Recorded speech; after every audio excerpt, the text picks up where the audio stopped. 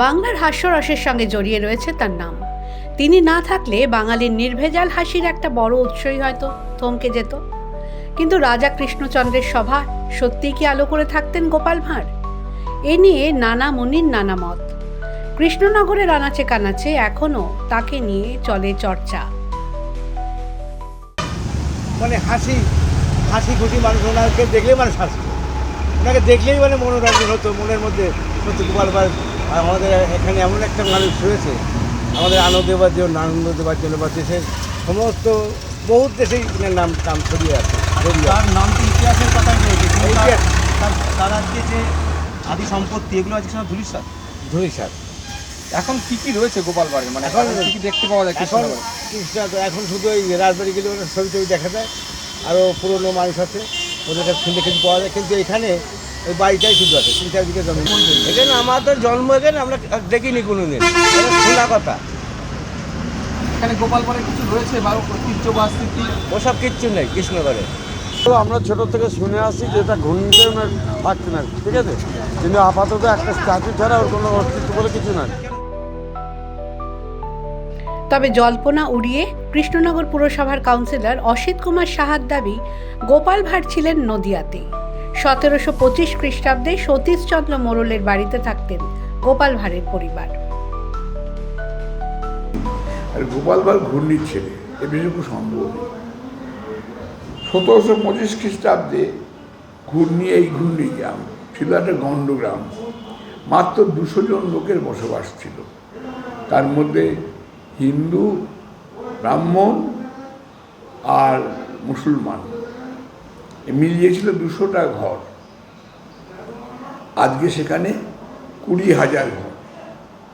সেই জায়গা থেকে আমরা দেখেছি যে সতীশ মোড়ল ছিল একজন তখনকার দিনে পৌরাণিকদের মধ্যে এক শিরোমণি। সেই সতীশ মোড়লের বেড়ে গিয়ে উঠল গোপাল ভাঁড়।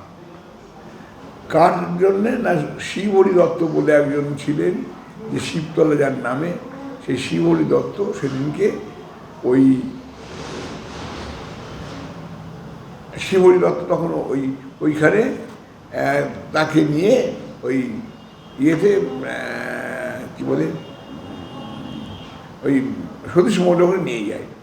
সতীশ মহল স্বদেশ নিজের স্বজাতি বলে তাকে থাকবার মতো একটা জায়গা দেয়। তিনি জানান, ব্রাহ্মণদের অন্যায় কাজকর্মের বিরুদ্ধে সরব হতেন গোপাল। তার বাবার মৃত্যুর পর ব্রাহ্মণরা একজোট হয়ে মাকে সহমরণের হুকুম দেওয়ায় বিচার চাইতে রাজবাড়িতে যান গোপাল। সেটাই ছিল রাজা কৃষ্ণচন্দ্রের সঙ্গে তার প্রথম দেখা। গোপাল ভাঁড়ের বাবার মৃত্যুর পরে গোপাল ভাঁড়কে মাকে সমরণে দেওয়ার জন্যে তখনকার দিনে ব্রাহ্মণ সমাজ উঠে পড়ে লাগলো। তার মধ্যে তখনকার দিনে ঘূর্ণির জমিদার রটনচরণও ছিল। যখন ওর বাবা মারা যায় তখন মাকে সমরণে দিতে যায়। সেই সময় গোপাল ভাঁড় তার বন্ধুবান্ধব নিয়ে, ব্রাহ্মণ কিছু মানুষকে নিয়ে গান গাইতে গাইতে গোপাল ভাঁড়ের বাড়িতে, এই রাজবাড়িতে যায়। রাজবাড়ি চিৎকার করে বলে যে, তুমি ন্যায় বিচারক, তুমি কেন আমার মাকে এই সমরণে দেবে? গোপাল ভাঁড়ের উত্তরপুরুষরা হুগলি জেলার খানাকুলে রয়েছে বলেও দাবি করেন অসিতবাবু। তার উদ্যোগে কৃষ্ণনগর করিমপুর রাজ্য সড়কের ধারে কৃষ্ণনগর গোডাউন পাড়া মোড়ে গোপাল ভাঁড়ের একটি আবক্ষ মূর্তিও প্রতিষ্ঠা করা হয়েছে। অস্তিত্ব নিয়ে ধোঁয়াশা থাকলেও বাঙালির হাস্যরসের সঙ্গে জড়িয়ে থাকা এই মানুষটিকে নিয়ে আজও গর্বিত কৃষ্ণনগরের মানুষ। তিনি সত্যিই ছিলেন কিনা তা নিয়ে তারা ভাবিত নন। নদিয়া থেকে কাজল বসাকের রিপোর্ট, দ্য ওয়াল।